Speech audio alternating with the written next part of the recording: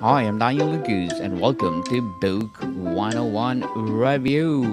Book 101 is all about the books that I've read for the last 40 years. And today I have my special guest. He's the author of the book Unleashing the AI Cash Flow Machine, no other than Mr. Paul Mallet. Hey, Daniel, thank you very much for having me on. I appreciate it. Welcome to Book 101, Mr. Paul, and can you please introduce more about yourself? Sure. Thanks again, Daniel. Again, my name's Paul Mawad. I'm a doctoral candidate at the U of M Flint, Michigan. I'm also a consultant, founder, and small business owner. I own PM and Co. We are an artificial intelligence automation agency that supports small and medium businesses. And I also consult ERP implementations for Fortune 500s. And that's really what inspired me to write the book was the overlap of artificial intelligence, digitization, really in the population as a whole, and what you see amongst the businesses and the small business folks who are really struggling to do it all, right? Who have the halo over their head, they're trying to get everything done, Yes. and AI presents a tool, many tools. Actually, it's a giant toolbox that's presented to us to use to increase our productivity and also enhance our standard of living. Mr. Paul Malott, thank you so much for sharing your talent to the world. Thank you. What are open source AI tools and how do they differ from proprietary AI software? That's a great question. So, generally, proprietary AI software is something that you're going to pay for. Someone like myself developed it, and I keep my source code a secret, so to speak. And what that means in the digital world is that I'm able to sell my intellectual property as is. And the main difference between IP associated with open source and proprietary is that open source, the source code is available for anyone to use and tweak to their own purposes. And really, what that means for small businesses is it's a tool that you can. It's something like a Swiss Army knife, right? And you can pull from different parts of the internet and really find an interesting way to approach and very a lot of different business topics that present struggles to the small business owner today. How can a small business benefit from integrating AI into their operations? Oh yeah, that's a really great question, Daniel. And honestly, the easy answer there is productivity, right? I mean, you can save 15 to 20 hours on tasks, right? And these are generally tasks that you don't want to do, right? Say something like issuing a purchase order or invoicing. Obviously, you want the money associated with invoicing, but it's the paperwork, right? The process of filling that paperwork out. Something like generative AI, the bell of the ball, Chat GPT, it can do that for you, and it's something that can do that for you with minimal knowledge of the digital space, right? You just have to be able to prompt it appropriately. What are some key industries where open source AI tools are making significant impact? Oh, e-commerce and retail are the two that come to mind immediately because you can think of needing the buyer wanting or requiring something at this exact moment, right? And having that impulse to go get it at this exact moment. And from a small business perspective, you're essentially using AI, some smart language learning model, or integrating a chatbot into your site. You can help guide them to what they want immediately, right? Which is profit. But there's another side of it, and it's again back to productivity and the amount of time that you get back. What are the first steps for small businesses to implement AI solutions? Again, a great question. Really, with AI solutions, it's about experimenting, right? And with open source in particular, I mean, start the process of Googling or go to the bell of the ball, the Chat GPT, and start the process of communicating with it, right? These are language learning models. They familiarize themselves with you. I mean, I don't want to give it intelligence where it's not deserved, but but in general, it learns what you are saying. To equate it like I'm speaking to my 3-year-old daughter or something, and I just have to repeat and repeat and repeat sometimes. But the process of engaging with that tool, you learn how to use it better, and then you find where your niche is. So, as an example, I do a lot of research, right? And I have to make sure that I'm researching with the latest trending topic, and I'm discussing the latest findings on AI, and I use AI to make sure that I have the latest scholarly journals populated in my inbox every time they're produced or published, right? So, these are things that through experimentation with the various open source tools, you kind of find what works for you. So, Mr. Paul, what are the pros and cons of using AI in the business? Well, that's another great question. So there's a thing called the Dunning-Kruger effect that's recently been a topic of discussion with AI. And one of the cons and a real danger of it is the tool can be so effective that it gives the illusion that you are really a genius in something you're not, right? And that can be very scary. So that's another thing I talk about in Unleashing the Cash Flow Machine. It's these things are available for you. You can learn how to use these tools. There's a multitude of tools out there, but be wary, right? It does take some learning. It does take an approach. Don't be too confident because there's a reason that there's experts in these fields, right? And reason these people have studied it. So the Dunning-Kruger effect is where that overconfidence really becomes a pain point and can hurt sometimes, right? So that's a con. A pro, again, productivity. I use it to write. I use it to support my editing. I use it to support the research, and all these things are things that take time, right? And I'm a family man. At least I want to say that I am. I have a wife and beautiful children, three of them, right, that demand a lot of attention.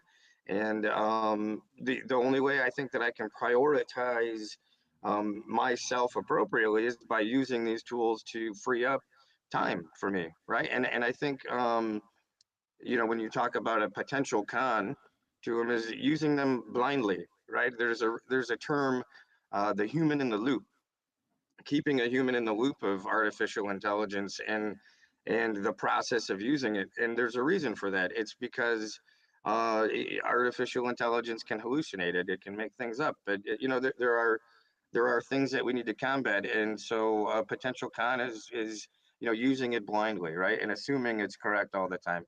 You have to be able to insert your intelligence into it, and don't let the tool replace what you're doing. So there's a good big distinction, I think, between AI, artificial intelligence, and IA, which is augmented intelligence. And I think IA, or another term, cybergation, I think is really where it's at, because it's the viewpoint of using it as a tool, using the artificial intelligence as a tool, and augmenting your own skills to where you can focus, basically on what you're good at, right? Very well said, Mr. Paul. Very well said. So, are there specific skills or knowledge required to use open source AI tools effectively? Great question. I think that yes, there are, right. I mean, the knowledge of your own limitations. Speaking on the Dunning Kruger effect, and understanding what you are capable of as a person, right? I am not a coder. I'm very familiar now with no code and low code solutions, which are essentially what's called robotic process automation, a part of artificial intelligence, and I can use these tools very effectively. And so I don't think you have to have a doctoral, degree or candidacy in your belt to use these. And I think the main reason these are so appealing, something like a Chat GPT or a Perplexity or a SciSpace, is that anybody can pretty much use it. My 9-year-old son and I have developed a game with something called a Replit agent, and it's a simple fruit ninja game. Excuse me, but we're using it as a tool for marketing for some of our clients. And my son has coded it by communicating with the Replit agent, the agentic AI, that then basically does the coding for him, and it's a problem solving communication back and forth, right? Instead of him doing the entire process of coding. There's really not much you have to know, right, other than have a computer and be able to use it, right, to get started using artificial intelligence. How can open source AI tools optimize business process like inventory management or customer service?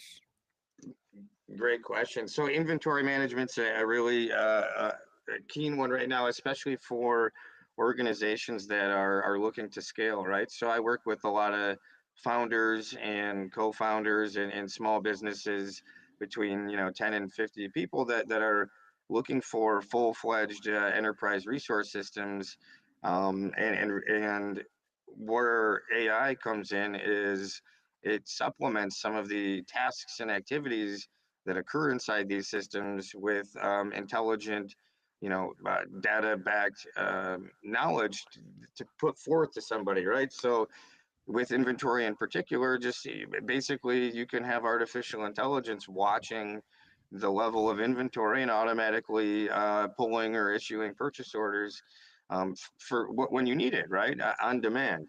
And other examples with inventory are using artificial intelligence and predicting the weather, right? Predicting issues with cargo at ports because of weather or inclement weather concerns. And I've seen artificial intelligence used in the back of for cameras as well as for weight inside of trucks inside of the cab of a vehicle just to measure less than truckload and so on. And then in retail, it's very similar. It's about having, I mentioned it before, having the picture in front of somebody right when they want it at the price they want it. And I've seen artificial intelligence in retail used very interestingly to basically ensure match all of the pricing available that you can scrape on the web for a particular product, like say this pen, for example. Go out and match that. Okay, the cheapest available on the web right now is 87 cents, and it'll automatically make sure that you're competitive to that price, right?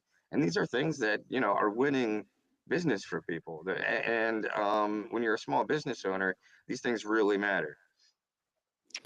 What role does AI play in improving marketing strategies and customer targeting?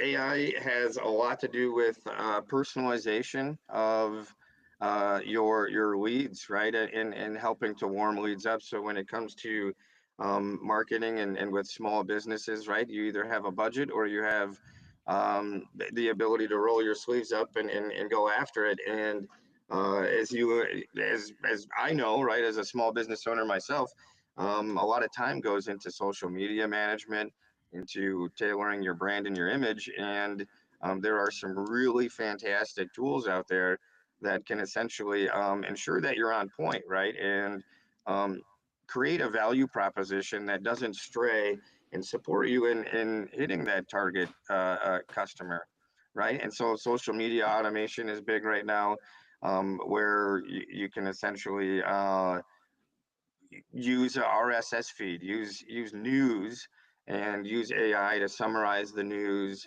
and you train the AI to give your own personal spin on it. But these are things where you can post to multiple platforms at once.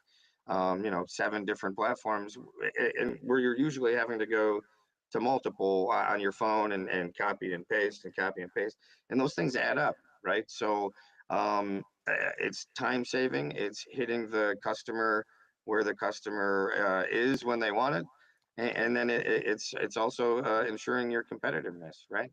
Yes, definitely. So, what are some examples of businesses that have significantly grown their cash flow using AI? Sure, sure. So I work. I mean, my organization itself is a good example. So I do a lot of work with automations, right? No code, low code automation, as well as like I talked about, Replit agents, and essentially, I'm a one man, two-man show, right? Depending on who I'm supporting, and 80% of the work. that's coming out of it is AI, right? And so I wouldn't be able to do it if I didn't have automated social media and automated proposal creation, for example. I mean, it's really fantastic what you can do to streamline the start and from start to finish an entire business process, right? And if you build it smart enough, scaling as one person or 10 people isn't that hard when you have the support of AI, and it's going to only get easier with more and more agentic AI. I mean, almost every one of my clients has seen between 10 and 20% increase in productivity, cost savings, whether it's used in ERP systems, material planning, even for negotiation leverage, right? And all of that's really sparked me to deep dive and build a product that's called SourceFlow that I'll be launching in January. That essentially is an RFQ management process built in with agentic AI that tailors and I like to view it as it hands the baton to AI and AI gently takes it through the entire process. And we're seeing a lot of that, right? And that's a bottom line positive to any business.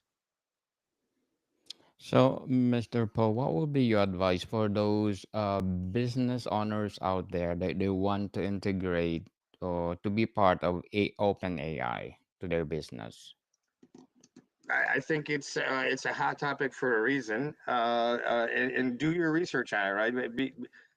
Dig into unleashing the AI cash flow machine, dig into talk to ChatGPT, ask it some questions, right? And start to familiarize yourself with the capability of these tools. I think that's probably the best approach is to get your feet wet with it.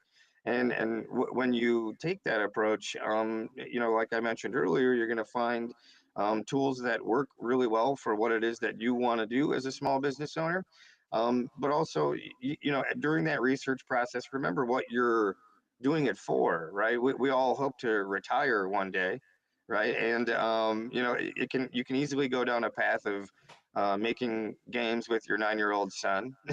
For me, that's profitable, right? And you can go down that path, but also, remember what you're good at. And as a business owner, don't try to do it all yourself, right? Understand that the business was maybe built by your sweat, right? But it can sustain itself now with the tools that are available, and allow it to free your time up. Take that Friday and enjoy yourself and refresh, right? There's something to be said about this whole digital revolution in taking an opportunity to enjoy maybe a little more relaxed standard of living if we could too, right? So as a business owner, that should be your goal, right? Not Yes. bogging yourself down with everything, but more or less taking advantage of what you've been able to build. Good luck for your goal, Mr. Paul. So, how will advancement in AI technology continue to shape the future of small businesses? So I mean, I think it's happening today with organizations that are able to scale to 25, 30, $100,000 a month with a small, very lean team and do it accurately.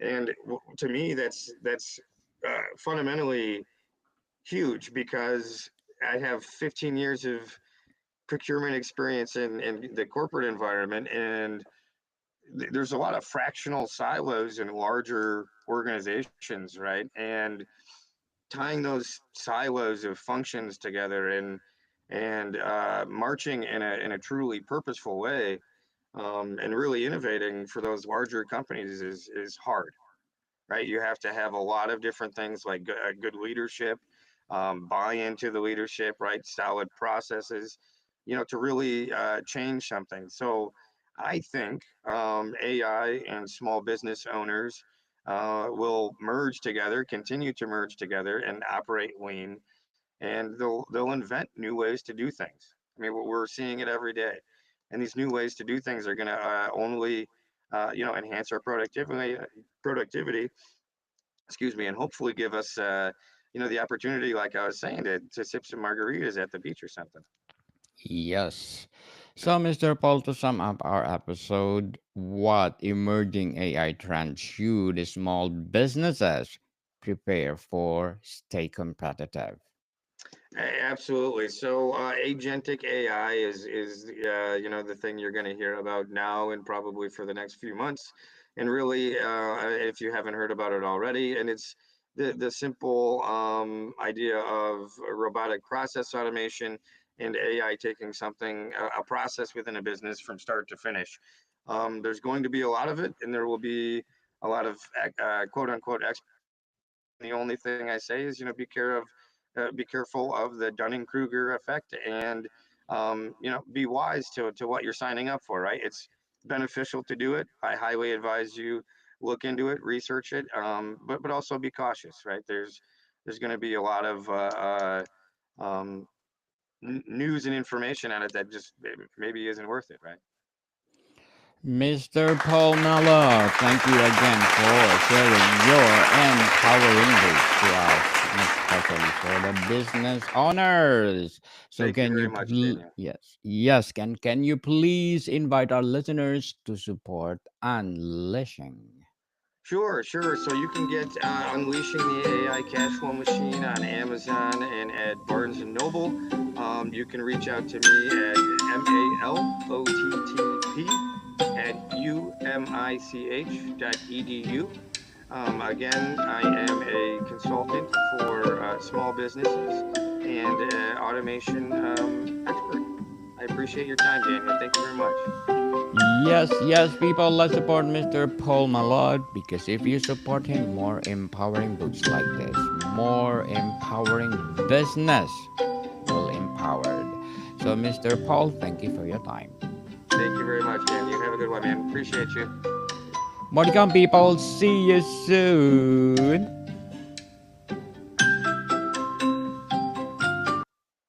You're most welcome to come back, Mr. Paul. If you have a follow up for this book, let's empower business owners over there.